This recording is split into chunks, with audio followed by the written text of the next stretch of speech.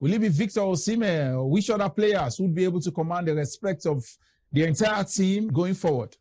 That question has got two answers. I can answer the question from being a fan and answer the question from being a ex-professional player. Being a fan, we want him to go to the AFCON and do it after the AFCON. But being a professional player, ex-player, and no one tells you when to quit. And I think only a player knows when to call a time off. And I think he's got to that time. And I think he has earned himself so much respect to do that. So yeah. You can't tell a professional player when to quit. I think a player like myself, everyone knows exactly when the body tells you to quit. So I think in his time, I think he thinks that this is the time for him to quit. Yes, Sam, we saw the provisional lists are made available by the manager. Some persons are beginning to ask, so why invite 54 players with less than 3 weeks to kick off of the tournament? Listen, I think your question already answered the question. 54-man list is a bit too much. I think he should go for like 30-man list in case someone gets injured.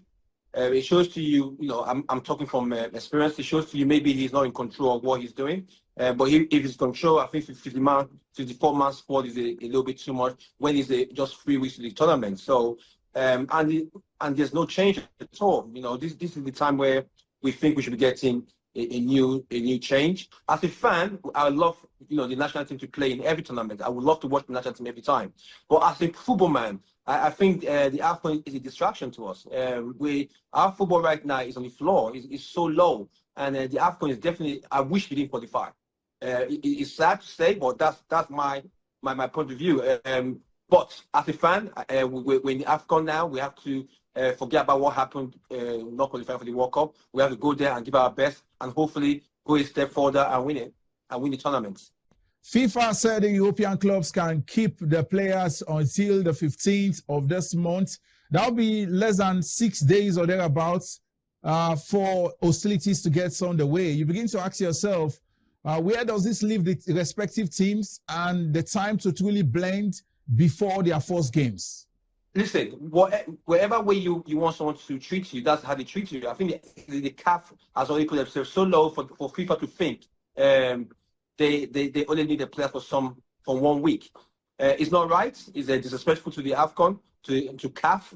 But that's where you need people who knows what they're doing in position, because there is nowhere close to enough for players to come and blend and play the AFCON. But at the same time, AFCON should be about Africa. So we are depending on the European league, and that's not right. So that's why it's affecting us, whatever FIFA does. The CAF should have their own rules and say this is the time we need.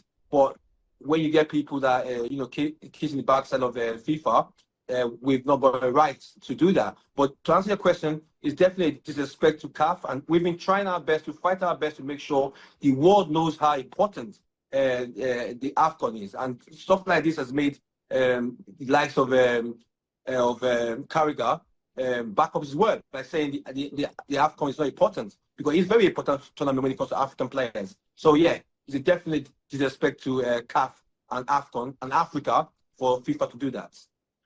Yes, former Nigerian international Sam Sodje, always a delight to have you join us on the show. Thank you for your time. Thank you, Matthew, for having me. Thank you very much.